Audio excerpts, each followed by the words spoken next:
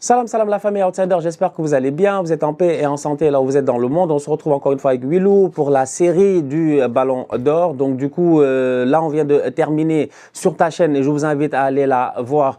Voilà, comment t'as appelé ça encore? Les cerveaux d'or. Les cerveaux d'or, il a dit, les cerveaux d'or. Les meilleurs numéro 6 en fait, les meilleurs numéro 6. Ça a été compliqué quand même de définir parce qu'aujourd'hui vous connaissez le football. Déjà la semaine passée on a galéré pour essayer de définir c'est qui était latéral, qui était l'atelier. Ouais.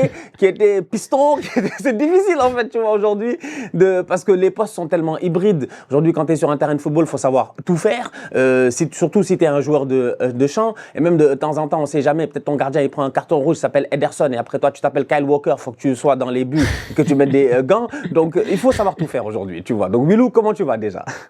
Ouais, ça roule. Je crois que parmi tous les épisodes qu'on a fait et qu'on va faire, c'est le plus casse-tête. Non seulement la distinction conceptuelle entre 6 et 8, parfois c'est assez flou, mais en plus, mec, des 8, des milieux centraux, il y en a tellement.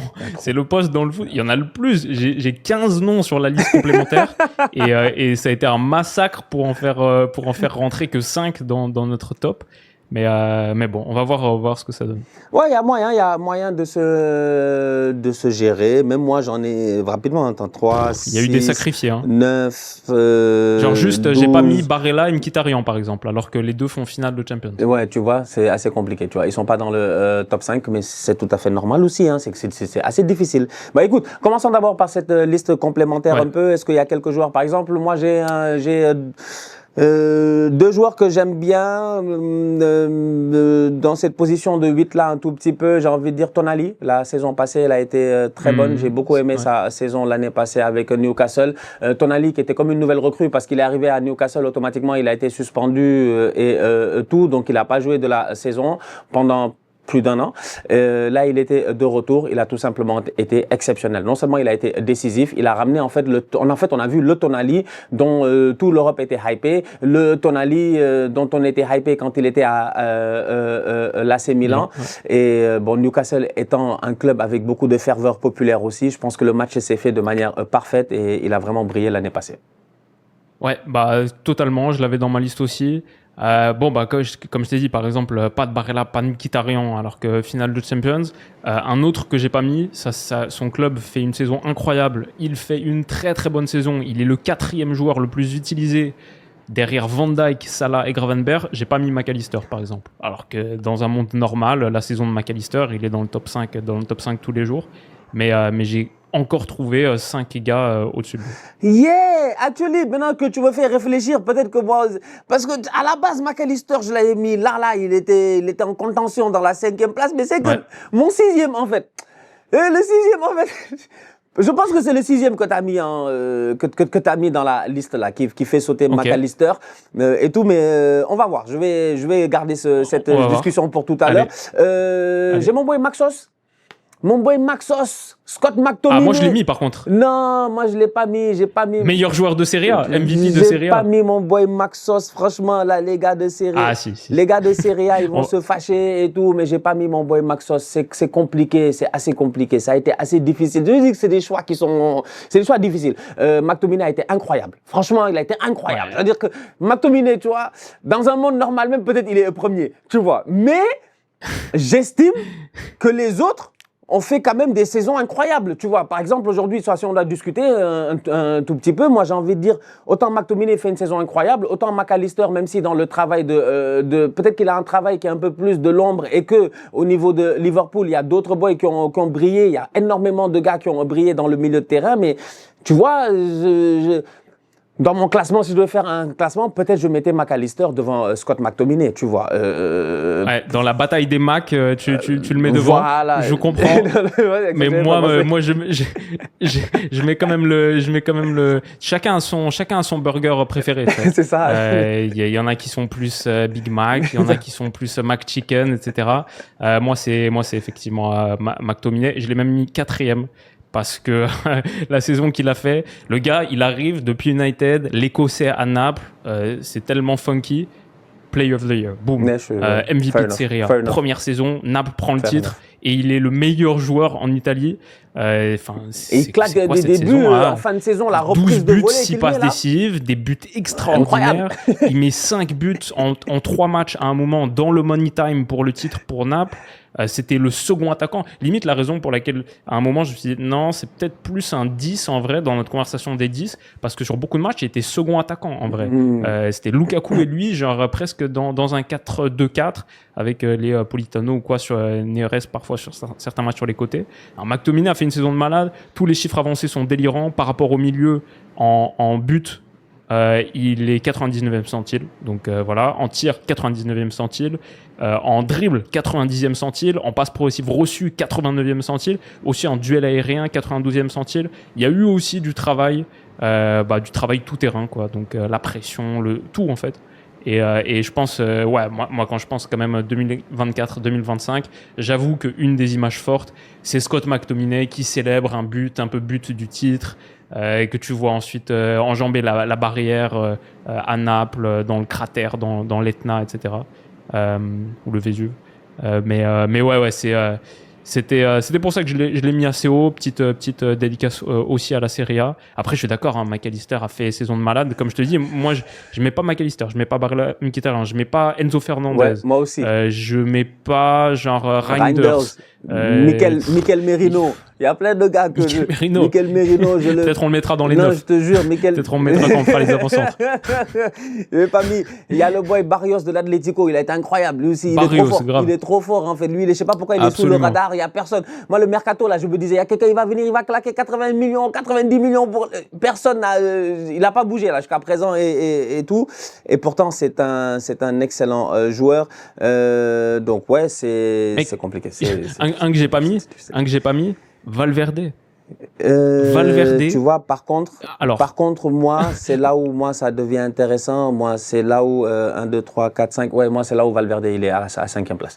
Parce que Fede Valverde, ça faut qu'on en parle. En fait, Fede Valverde, je ne sais même pas c'est quel genre de joueur. Fede Valverde, il aurait pu être dans les pistons droits, il aurait pu être dans les 6, il aurait pu être dans les 8. Fede Valverde, franchement, lui, il est juste partout. Il joue, encore une fois, comme je disais tout à l'heure dans la vidéo sur ta chaîne, sur les numéros 6, quand on parlait de Joshua Kimmich, il joue tout le temps.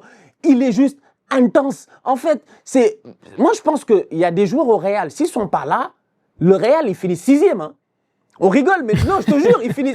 Vous rigolez. Non, mais grave. Je l'ai dit, Thibaut Courtois. Fede Valverde, il y a des boys que tu les enlèves dans l'effectif là, ils finissent 6e. Ouais. Je te dis, ils finissent 6e. Non, parce que sans problème. Il y a des matchs où c'est Valverde en fait qui gère le match. C'est pas lui qui marque les buts, mais c'est lui qui amène l'assurance en fait. Tu vois, c'est lui. Ça peut être lui qui marque les buts en plus avec son sniper là, avec son barret de calibre 50 à la place du pied aussi. Ouais, il est trop fort. Ouais, je suis allé regarder pour préparer cette vidéo, je suis allé regarder les chiffres de Valverde, les minutes jouées cette saison. Je me demande, les gens dans les commentaires nous diront, peut-être que quelqu'un a fait plus, mais je me demande si on n'est pas sur le record de temps de jeu de tous les temps. Cette saison au Real Madrid, tenez-vous bien les chiffres, 65 matchs avec le Real pour Valverde, 65, 72 si tu comptes ceux avec l'Uruguay. Il a joué 8 compétitions différentes, parce qu'il y a les Supercoupes, les trophées, la Coupe du Monde des clubs, les éliminatoires Amérique du Sud, 8 compétitions différentes pour un total de 6123 minutes. 6123 minutes, Valverde, en une saison de foot. Les gens dans les commentaires, j'en ai fait un tweet, les gens dans les commentaires m'ont dit « Non, mais je pense Hakimi, c'est plus. » Hakimi a fait une saison délirante en temps de jeu. Il est à 5200 minutes, 5300 minutes. Valverde, c'est 6100. Mais le gars, c'est inhumain. C'est absolument inhumain, la performance athlétique qu'il a sortie. Et en plus, c'est 6100 minutes. Il n'est pas en train de se cacher sur le terrain. Il doit faire les allers, les retours. Ouais. Il doit être le mec qui équilibre sur la longueur, faire les replis défensifs. Il doit être le mec qui équilibre sur la droite, parce que ce Real Madrid penche énormément à gauche. Je pense, il y a pas de mots pour caractériser la débauche d'énergie de Fede Valverde. Et toujours sans rechigner, toujours avec le smile. Et pourtant, il est même pas dans mon top 5 parce qu'il y a juste tellement de milieux centraux extraordinaires qui font des meilleures saisons collectives que celle qu'a faite le Real Madrid, bien sûr. Mais ouais, je pensais pour Fede Valverde parce que sa saison est Non, inhumaine. je suis d'accord avec toi. Franchement, c'est pour cela que je pense que dans ce classement-ci, au milieu de terrain, il y a, ouais, c'est compliqué. C'est assez compliqué parce que, ouais, tu vois, par exemple, un boy comme Enzo Fernandez, moi, je le mets pas là-bas dans mon top 5, tu vois, encore une fois, Ouais. alors que Ouais, moi je non te plus, dis, ouais. wesh, alors que Enzo, il a fait une saison, lui aussi, incroyable. Il a fait une saison vraiment au top. Tu peux compter sur lui. Donc, ouais, difficile, mais bon. Allons-y, Allez. Alonso. Alors, 1, 2, 3, attends, je fais mes trucs, 4 et 5, donc ça m'amène ici. Donc à la 5e place, Fede Valverde, pour moi. Ok. Voilà, pour toutes les raisons qu'on a évoquées. Et à la 4e place, Fabian Ruiz, pour moi. Ouh, ok. J'ai mis sur le podium Fabien Ruiz. Ah non, non, pour le podium, pour aller où? C'est qui t'a sorti du podium? Vous voulez pas nous respecter? Tu vas pas être content. Je vais juste te mettre sur mute là les 2 prochaines minutes. Comme ça, je vais pouvoir dire qui j'ai mis sur le podium sans avoir, que j'ai mis hors podium sans avoir les oreilles qui sifflent. Exactement. Mais non, j'ai mis Declan Rice 4e, McTominay 5e, Declan Rice 4e. Non, ça je veux pas accepter ça, tu vois, parce que là, franchement, ça je veux pas accepter ça. Bon, déjà, d'accord. Bon, donc du coup, tant qu'à y être, vu qu'on n'a pas le même 3e et le même 4e, on peut en parler. Scott McTominay, moi je suis d'accord, franchement, respect. Valverde, on est d'accord, on peut passer à autre chose. Maintenant, Fabian Ruiz, Declan Rice, moi j'ai mis Declan Rice 3e et j'ai mis Fabian Ruiz 4e. Maintenant, c'est discutable parce que je suis un fan d'Arsenal, donc automatiquement on peut dire que ouais, c'est le cœur qui a parlé, tu vois, et tout. Mais je trouve que Declan a été tout simplement. En fait, je pars du principe que Fabian Ruiz, à côté de lui, malgré la saison qu'il a faite, les 2 autres boys ont été incroyables, tu vois. Donc du coup, là automatiquement, j'ai envie de dire que tu es un peu porté par le collectif de temps en temps. Tu es dans un, c'est un peu, je sais pas moi, c'est comme à l'université, tu vois, Willou, un peu. Tu vois, moi, il y a mes groupes d'amis, ils ont évolué à travers le temps, tu vois. Il y a des gars, on était amis au primaire, on était amis au secondaire, mais quand tu arrives à l'université, moi, j'ai eu que des amis pertinents. J'ai eu que des amis pertinents en fait. Franchement, t'es horrible, mec. Ça les a drop direct. Non, j'ai eu que des amis pertinents. Non, j'ai eu que des boys. Moi, je me rappelle, à l'université, j'étais qu'avec des gars, ils avaient que des A. Les gars, ils avaient que des A. Donc, quand dans le groupe... T'as les dents qui rayent le parquet, toi, quand ça devient sérieux. Ah non, eux, ils dégagent tout de suite parce que les cartes Pokémon et tout, on a bien rigolé, mais maintenant, c'est l'heure de devenir adulte. J'ai plus le temps d'être là à rigoler avec toi, à discuter avec toi. Je cherche les boys pertinents. À l'université, je te dis, ma liste d'amis à l'université, c'est des boys. En fait, si c'était pas des A+, ils avaient des A. Donc, toi qui es dans le groupe, quand t'as B+, t'as mal. T'as mal, mon gars. Tu regardes les boys, t'es comme, attends, mais pourquoi le tocard, là, il a réussi à l'examen à avoir une meilleure note que moi? Et toi, ça te booste un peu, tu vois. Et Fabian Ruiz, j'ai envie de dire que le Fabian Ruiz qu'on connaissait il y a 1 an, c'était un peu compliqué. Avant l'Euro, bien entendu, avant l'Euro. Il fait un Euro incroyable. Il arrive en fait, il continue sur la lancée de l'Euro. Il fait une saison extraordinaire. Mais à côté de lui aussi, il a des coéquipiers qui sont extraordinaires. Declan, il était seul. Declan n'avait personne à côté de lui. Attends, tu m'as mis Thomas Partey quasiment dans le top 5 des milieux reculés dans la vidéo d'avant, là. Vite fait. Franchement, vite fait. Thomas a été très bon. Ça, je l'ai dit dans la vidéo des numéro 6 et tout. Il est dans la liste complémentaire. Encore une fois, je vous invite à aller la voir. Mais Declan a tout simplement été incroyable. Au-delà même des coups francs qu'il a mis face au Real Madrid, c'est tout simplement Declan, pour moi, c'est le meilleur joueur d'Arsenal l'année passée. Tu vois. Ouais. Moi, déjà, pour moi, c'est le meilleur joueur d'Arsenal l'année passée. Donc, à son poste, pour moi, l'année passée, franchement, ne pas le mettre top 3 dans le monde, ça aurait été une anomalie. Sans Declan Rice, je pense qu'on ne fait pas la saison qu'on a faite l'année dernière. Sans Declan Rice, je pense qu'il nous manque le leadership déjà qu'il faut. Tu vois, il n'a pas le brassard de capitaine, mais c'est lui le capitaine de cette équipe-là. Même là, en pré-saison, la dernière fois face à Tottenham, quand on perd le match, parce que jusqu'à présent, je n'ai pas encore parlé de ces nullards-là et de ces tocards-là, tu vois, je n'ai pas encore parlé d'une pré-saison de tocard. Allez, c'est 50 € l'heure de thérapie, donc allons-y. Une pré-saison de nullard et puis tout, mais n'empêche que ouais, c'est lui le leader, c'est lui qui parle, c'est lui qui repositionne, c'est lui qui porte le ballon, c'est lui qui a eu l'occasion de jouer devant la défense de temps en temps. J'ai encore ce tacle-là, je pense, sur le match face à Manchester United à Old Trafford où c'est assez compliqué, il va chercher, il va marquer le but, il fait un tacle aussi pour aller nous sauver à un moment donné où Raya, il est complètement laissé un contre un face à, je sais plus, c'était Højlund ou bien quelque chose comme ça, c'est... C'est Declan. C'est Declan pour moi, c'est Declan. Bravo à Declan, j'ai hâte de voir cette saison et le riz a été bon. Donc on va voir s'il va être capable de faire la même chose cette année. Normalement oui, parce qu'il va être encore plus soulagé par les Norgard et puis tous les autres boys, Zubi, Mendy et tout cela. Mais ouais, je mets Declan devant Fabian Ruiz. Mais je peux comprendre que les Parisiens puissent se dire ici que Stade n'est pas très objectif. Mais n'empêche que dans ma tête, franchement, je me considère comme étant très objectif quand je mets Declan 3e. C'est très sérieux. Non, bien sûr, bien sûr. Il est dans la conversation. Le seul truc qui manque à Declan, la seule chose qu'on n'a pas vu de Declan Rice cette saison, c'est 2 mains sur un trophée, quoi. Et à la fin, les trophées, dans ces classements Ballon d'Or, en plus, le truc, c'est qu'on a eu Paris-Arsenal. On a eu Fabian Ruiz contre Declan Rice, entre guillemets, en demi-finale de Champions. Et Ruiz marque un but en plus. C'est un des grands moments de la carrière de Fabian Ruiz. Donc, non, mais après, je suis totalement... pour moi, c'est très, très serré de toute manière. Si on élit la meilleure saison, effectivement, tu as raison, le mec meilleur joueur d'une des 5 meilleures équipes d'Europe la saison dernière, on va dire. Et deuxième meilleure équipe de Première Ligue, dans un rôle encore un peu plus avancé en plus. C'est marrant, Rice, il a commencé 6, et aujourd'hui, genre, dans la vidéo, j'étais presque plus en hésitation entre 8 et 10 qu'entre 6 et 8. Genre, est-ce que c'est pas ce milieu demi-espace, d'un côté t'as Odegaard, de l'autre t'as Rice, qui est constamment dans l'agression dernier tiers, qui au moment où vous avez eu pas mal de blessés et un gros problème de numéro 9, c'était souvent votre joueur le plus avancé. C'était genre Merino, Rice, vos joueurs les plus avancés sur pas mal de séquences. Il doit se retrouver en 1 contre 1 contre le gardien quelquefois, etc. Donc assez incroyable, le Rice qui continue d'évoluer, qui continue de progresser saison après saison. Et si on parle d'un gars mature, intelligent, réfléchi et qui analyse son jeu pour le développer encore davantage, c'est bien Declan Rice, qui est un top méga joueur, absolument. Simplement, Fabian Ruiz, et bah, ce Paris Saint-Germain-là qui remporte la Champions, qui est une des meilleures équipes du siècle, il y a eu un vrai rôle. 4000 minutes au Paris Saint-Germain cette saison. Je ne vais pas redire les chiffres avancés, c'est simple, tu peux les regarder tous. Ils sont au-dessus du 88e centile. Il a été présent dans le dernier tiers, il a été présent dans les transitions. Une des images clés que j'ai de Fabian Ruiz, c'est genre lui avec ses longues pattes, là, son grand compas. Et bah, il pivote de manière assez fluide sur lui-même pour continuer, pour permettre à la transition de ne pas perdre de vitesse. Pour par exemple donner un ballon à Kfara, profondeur côté, sans perdre de vitesse dans l'action. Et après, il se retrouve dans le dernier tiers, potentiellement pour pouvoir finir, ou les frappes extérieures de surface, etc.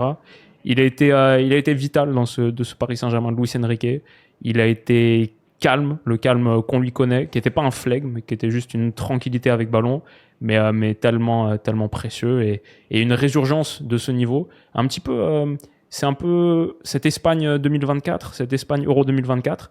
Elle a fait renaître des carrières parce que la dernière fois on parlait de Cucurella et derrière la saison qu'il enchaîne à Chelsea. Bah Ruiz c'est exactement la même chose, de joueur un peu un mime, une blague, c'est le flop, etc.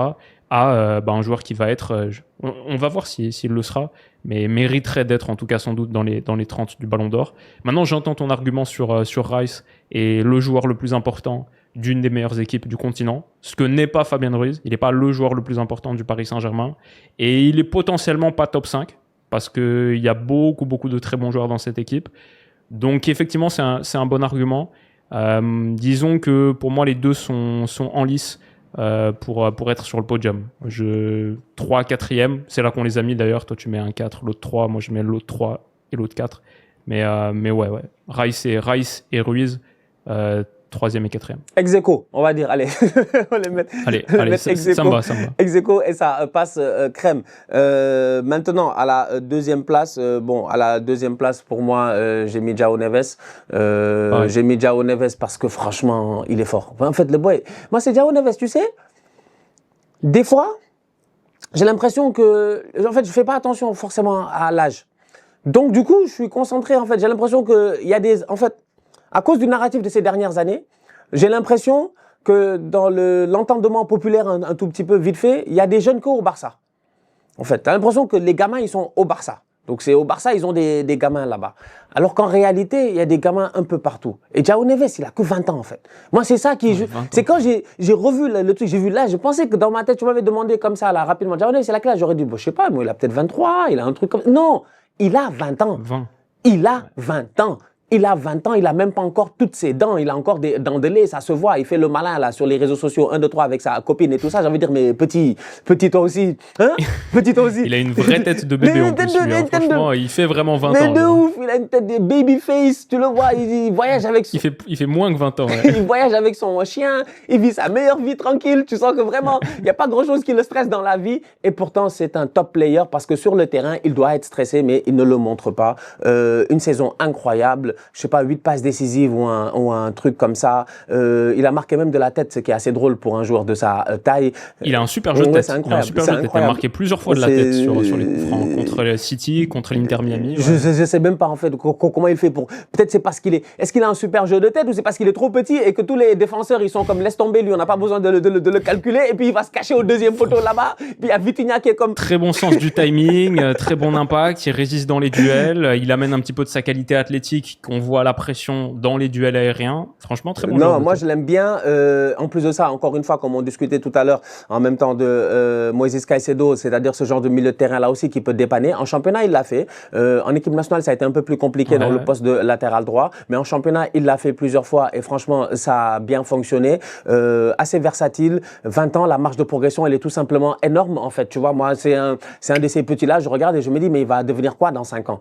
En fait, quand il va avoir l'âge de Vitinha, il va être quel type de joueur? S'il a la tête sur les épaules et qu'il continue sur la lancée sur laquelle il est en ce moment, et en plus de cela, normalement, avec Luis Enrique, tout le monde a la tête sur les épaules. Parce que Luis Enrique, il est là, Luis Enrique, il rigole pas beaucoup, tu vois. Donc, c'est sûr et certain qu'avec lui, tout le monde est sérieux. Le cadre, il est posé au Paris Saint-Germain. Il arrive dans les bonnes années, les belles années du PSG où en ce moment, à part performer, être au top et faire partie des meilleurs et gagner des trophées, il n'y a pas autre chose à faire. Il n'y a pas de place vraiment à l'échec. Donc, j'ai hâte de voir son évolution, mais c'est un très très bon joueur, quoi. Intelligent, ballon au pied, centre de gravité très très bas, très bon dans les remontées de balles. Moi, j'aime bien les petits, c'est ce que je disais à chaque fois, je me méfie des gars qui jouent avec la langue dans la bouche, là. Tu vois, qui sortent, parce que lui, il joue toujours comme ça. Mais joue comme ça, bon, la bouche, je sais pas. Je sais pas s'il mord sa langue, je sais pas si c'est une manière pour le revitaliser, tu vois. Mais moi, depuis que... Alors là, c'est un critère de scouting très spécifique. J'ai jamais vu cette case dans Y-Scout. Tu bouche, rigoles avec moi. Moi, il y a des petits comme ça quand je te vois là. Moi, quand je te vois, déjà, moi, quand tu arrives, quand tout le monde a les bas montés jusqu'en haut et que toi, tu arrives avec les bas là, on dirait des sockets. Déjà, je me pose des questions à savoir. Ah, ça, ouais. Il y a quelque chose là-bas déjà, il y a quelque chose déjà, tu vois, il y a un petit truc. Quand tu joues avec la langue dans la bouche comme ça là, c'est des bails à la Ronaldinho ça, c'est des bails de fou. Au quartier on les connaît, c'est des boys, ils sont trop forts, tu vois. Donc non, ouais. Objectivement parlant, franchement c'est un excellent joueur, il fait la paire avec Vitinha et le trio d'ailleurs avec Fabian Ruiz. Et tactiquement aussi, j'aime bien l'intelligence. Tu vois, moi, j'aime bien ce genre de joueurs-là qui savent quand il faut monter, quand il faut rester un tout petit peu en rétention, quand il faut couvrir ton Achraf Hakimi, quand il faut plonger pour essayer d'aller dans la surface de réparation, essayer d'amener ce surnombre-là. En fait, c'est très rare les matchs où tu te dis que João Neves, il a vraiment floppé, tu vois. C'est rare. Il n'y a pas eu grand match, à part ceux avec le Portugal en Ligue des Nations où il n'était pas forcément mis dans les meilleures conditions. À part ça, je l'ai rarement vu flopper. Donc, ouais, João Neves comme deuxième meilleur milieu de terrain la saison passée. Quand tu vois le premier, j'ai envie de dire que ouais, c'est même le premier hors catégorie. Donc peut-être même João Neves c'est le meilleur milieu de terrain l'année passée, tu vois. Ouais. Ouais, et peut-être que le premier est le meilleur joueur tout court. Je suis en train de revoir, je suis en train d'aller sur YouTube. Je regarde, on avait fait une draft des 8e de finale de Champions il y a genre 5-6 mois. Et je regarde les équipes. Ouais, João Neves, il était chez moi. Ça me fait plaisir. Et personne n'avait pris Vitinha, mais peut-être parce que à l'époque, on faisait un seul joueur par club et ça éliminait les clubs. Ouais, João Neves, tout ça pour dire, je suis d'accord. Je pense c'est un joueur extrêmement coachable. Et Luis Enrique l'a modelé, en a fait une petite machine de pression. Et je pense que ça doit être le joueur le plus kiffant à avoir comme coach. En plus, il est jeune, en plus, il a de la marge de progression. Mais le gars, il fait tout ce qu'on lui dit et il le fait à 2000 à l'heure. Et c'est un joueur, je pense, en tant que supporter, moi, je suis pas supporter du PSG, j'ai bien vibré sur leurs exploits. Et je ne peux avoir qu'un seul club, c'est mon Noël. Mais je sais que mes potes supporters du Paris Saint-Germain, João Neves, c'est le joueur le plus kiffant qui existe. Tous ces ballons récupérés, cette hargne, cette envie, c'est tout ce que le PSG n'était pas sur les dernières années. Et bah, tout ça est incarné en la personne de João Neves. Il est un symbole ultime de leur transformation. Et il est aussi un symbole ultime d'à quel point le monde du foot va vite. Parce que je me souviens, la première fois que j'ai entendu parler de João Neves, c'était un gars dans les commentaires de ma vidéo. Genre, il y a quelques années, je faisais une vidéo sur les jeunes à suivre, les cracks, machin. Et j'avais pas du tout parlé de João Neves, parce que je savais pas qui c'était João Neves. Il y a un mec qui met dans les commentaires, tu devrais jeter un coup d'œil à João Neves, là, un mec qui est en train de bien pousser, 6 bons mois à Benfica, ça va être un crack, etc. Je fais, ok, bon, João Neves, vas-y, je retiens. Fait chier, encore un nom pas facile à retenir, genre un nom comme tous les Portugais ont. Le mec, il s'appelle João e Neves. Genre, comment je vais faire pour me souvenir de ça? Ça n'a pas été difficile. Ça n'a pas été difficile. On l'a vu pas longtemps après. Et ouais, comme quoi ça va très très vite. Aujourd'hui, il est notre deuxième meilleur milieu central du monde. Mais le premier... Il n'y a pas grand-chose à dire, hein. Franchement, le premier, Pedri González, hein, c'est ça, hein, Pedri González. Franchement, un petit... En fait, est-ce qu'on peut discuter même avec les gens? Moi, je peux même pas discuter. C'est-à-dire qu'il y a des gars, ils ont même pas besoin d'arguments. Tu dis son nom, tu drops de mic et tu pars. Et c'est un peu ça, en fait, avec Pedri, tu vois. L'année passée, qu'est-ce qu'il n'a pas fait? Pour la première fois, il n'a pas été blessé. On a eu l'occasion pour la première fois de voir Pedri sur une saison, pas blessé. J'espère que cette année, je me mets déjà dans la projection en me disant, j'espère que cette année, ce sera la même chose parce qu'il y a la Coupe du Monde, parce qu'on a envie de le voir à la Coupe du Monde. J'ai envie de voir Pedri au top de sa forme avec l'Espagne, voir l'Espagne, voilà, avec leurs meilleurs joueurs et tout, pour qu'on ait le meilleur mondial possible, le plus disputé. Mais prions pour qu'il ne se blesse pas, mais il est trop fort. Combien de fois il a été élu homme du match? Combien de fois il a été élu homme du match sans faire de but ou de passe D? C'est ça, Pedri, en fait. Pedri, c'est un gars, lui, même s'il a marqué, même s'il a eu des passes décisives, il n'a même pas besoin de cela. C'est que Pedri, tu lui donnes le ballon, il gère le match. C'est Pedri. Et aussi, souvent, il n'a pas de passe décisive parce que les mecs, ils croquent en face. Hein. Même si c'était le très bon Barça de flic et tout, il y a une compilation à faire sur les presque passes décisives de Pedri et elle est pas mal. Trop fort. Franchement, incroyable. Fort. Incroyable. Je pense que dans ton tableau, là, il doit être 99e centile dans tous les trucs. Ouais, c'est ça. Il est vert. Ah, ma première ligne pour Pedri, pour moi, c'est le meilleur milieu parce que je pense aujourd'hui que c'est le meilleur joueur du monde. Et c'est dur de comparer de position à position. Mais si tu me donnes, comme on l'a fait d'ailleurs il y a 5 mois, la grande draft du football européen et que j'ai le premier choix, je prends Pedri et je construis tout le reste autour de Pedri. Parce que malgré le fait qu'il n'y ait pas eu la Champions pour le Barça, malgré le fait que X, Y, Z, tout ce qu'on veut, il suffit juste de regarder le match, il suffit juste de regarder Pedri. Et si t'aimes le foot et que tu comprends le foot, tu vois ce que t'as avec Pedri, c'est que c'est véritablement ce mix d'Iniesta et Zidane. On verra s'il fera d'aussi bonne carrière que eux. C'est dur parce que on parle de monument du foot, mais c'est la qualité d'Iniesta, la vision, et c'est la justesse, ce flair presque surnaturel pour la justesse qu'avait Zidane. C'est tu regardes Pedri et ok, tu comprends un peu mieux le foot. Ok, dans ce genre de situation, ça veut dire que c'est possible de faire ça, ou ça veut dire que le bon choix c'est de faire ça. 95 fois sur 100 avec Pedri, c'est le bon choix. Et 50, 60 fois sur 100, c'est un choix qui est pas facile à faire, que potentiellement j'ai même pas vu, alors que moi j'ai la caméra grand angle, je suis posé dans ma chaise, lui il est en train de courir, il a la caméra à petit angle, il a ses yeux quoi, et pourtant il trouve des choses mais invraisemblables avec une justesse folle. Donc ouais, pour le mec qui pour moi dans le foot mondial actuellement est le plus celui qui illumine la physique de ce sport, qui me permet de mieux comprendre le foot, je le mets tout en haut. Et un milieu de terrain, Rodri, Pedri, Lamine Yamal sur le côté, Cucurella qui fait une top saison, la paire de centraux qui arrive avec Huysen.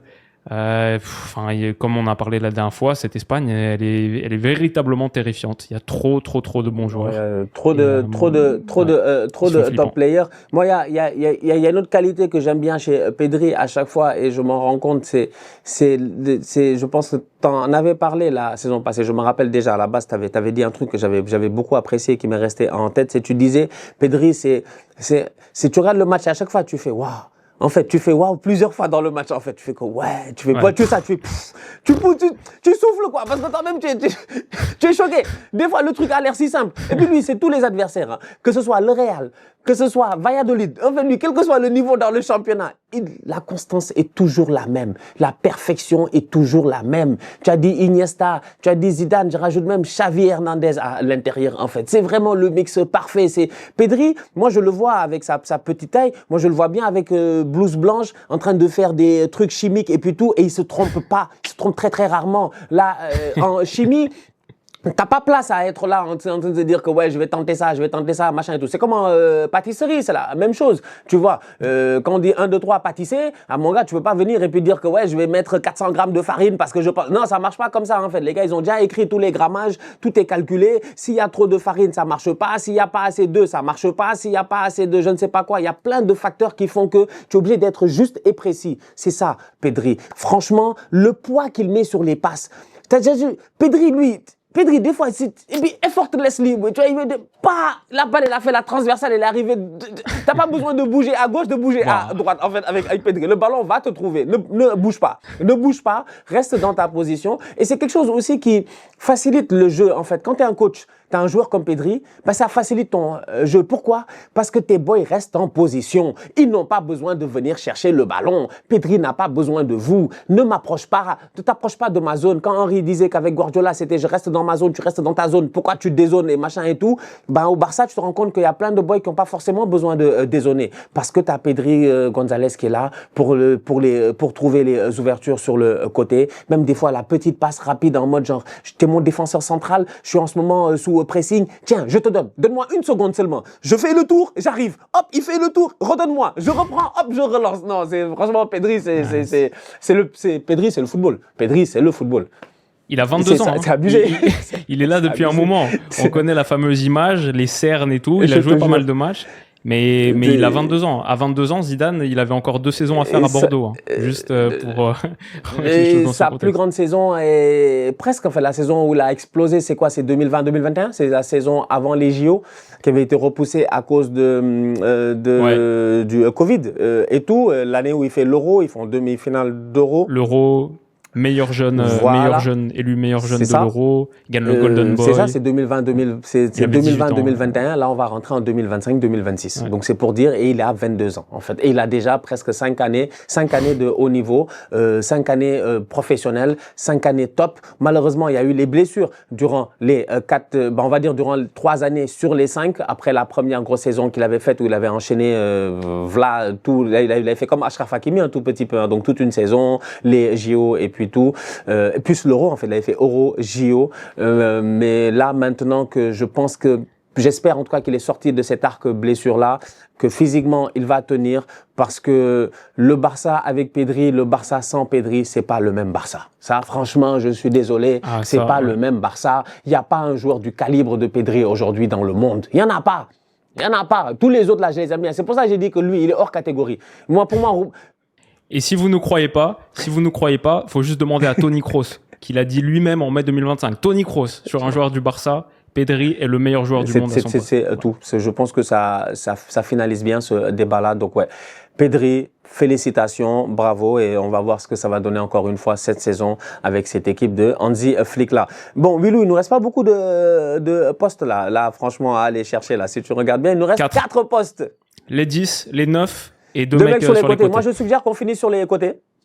On finit sur les techos, donc ce qui veut dire que la semaine prochaine, on se capte pour les 10. Les meilleurs cams, les meilleurs center advanced midfield pour ceux qui jouent à FIFA. Les MOC, les milieux offensifs centraux à l'époque. Exactement, donc les meilleurs cams, les meilleurs MOC. Les trequartistas pour ceux qui sont nostalgiques de la série. Ça, c'est les anciens, ça. C'est ceux qui parlent en regista, en trequartista, en machin et tout. Voilà, en mezzala. Donc du coup, on va voir. La semaine prochaine, on va aller sur ça. Là-bas aussi, je pense qu'il y aura pas mal de boulot. Franchement, je sens des profils assez intéressants. J'espère que vous serez là parce que nous, on sera là. Entre-temps, la vidéo sur les meilleurs 6 en route pour le Ballon d'Or, elle est sur la chaîne de Willou. Et la vidéo sur les 8, vous-même, vous saviez. Dans tous les cas, il porte le 8. Je pense qu'à l'infini, il sera le meilleur. C'est vraiment... Exactement. Je dirais juste, saison prochaine, peut-être que dans notre liste complémentaire, on aura la pieuvre. la vraie pieuvre, le retour du Paul Pogba. Je l'espère. Franchement, il y a moyen. Hein. En tout cas, là, je l'ai vu, les deux. Tu parles des milieux centraux et Pogba refait son retour. Surtout que l'année prochaine, Inch'Allah, au moment où on va faire cette vidéo, on sera après la Coupe du Monde. On sait jamais, tu vois. Genre, il y a des gars, ils ont dit qu'ils ont. Il sera peut-être même dans les 5. C'est pour ça que je te dis que ce sera après la Coupe du Monde et lui, il est là, il sait qu'il y a de la place à prendre là. Tu sens qu'il y a un général, il veut venir monter à tous ces. On pense à toi, tous Paul. les lieutenants là. Que franchement, ça promet même d'ailleurs dès le début de saison. En tout cas, la famille, on se capte dès la semaine prochaine pour la suite de cette série là. Et on se rapproche en plus de ça, Willou, du début de saison. On se rapproche là. Dans 3 jours, c'est comme dit chez lui. On se rapproche là, il y a Crystal Palace, Liverpool là, qui arrive. Mercredi prochain, on a Paris Saint-Germain, Tottenham. Et dimanche prochain, on a Arsenal, Manchester United. Alors là... United Arsenal à Old Trafford. Gyökeres contre Šeško peut-être. Peut-être ce sera Gyökeres contre Šeško, le feuilleton de l'été en un match. Ça va être trop drôle. On est déjà le 7 août, je stresse parce que le 17, je joue à Old Trafford, le 31, je joue à Anfield. Un mois d'août qui promet. Dans tous les cas, je ne sais pas comment vous allez me retrouver à la fin du mois d'août. Soit déjà en dépression, donc on va commencer d'ores et déjà, peut-être très tôt dans la saison, les séances psychologie entre moi et puis Willou. Soit dans l'euphorie et Willou va essayer de me calmer en me disant Stan, fais doucement, c'est le début de saison, machin et puis tout ça. Donc ça promet. On se capte très bientôt pour une nouvelle vidéo. D'ici là, on continue à liker, on continue à partager, on s'abonne. On est ensemble, on reste en santé, toujours le plus important. Tous outsiders. Bisous.